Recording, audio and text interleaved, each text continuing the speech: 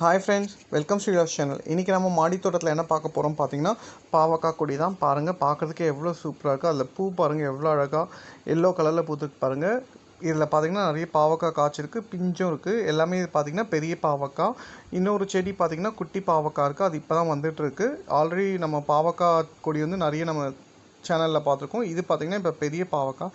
பாருங்கள், பார்க்குறதுக்கே எவ்வளோ சூப்பராக இருக்குது, எவ்வளோ காய் காய்ச்சிருக்கு பாருங்கள். இதுக்கு ஒரு சின்ன இடம் இருந்தாலே போதும். இது பார்த்திங்கன்னா நம்ம வாட்டர் கேனில் தான் வச்சுருக்கோம்.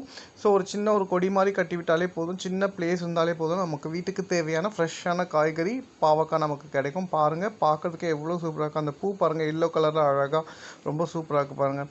ஸோ இதுக்கு நம்ம என்ன கொடுக்குறோம் அப்படின்னு பார்த்திங்கன்னா, சுத்தமான தண்ணியும் வீட்டு காய்கறி கழிவும் தான் கொடுக்கணும். வேறு எதுவுமே கெமிக்கல்ஸ் எதுவுமே யூஸ் பண்ணுறதில்ல, எந்த மருந்துமே நம்ம யூஸ் பண்ணுறதில்ல.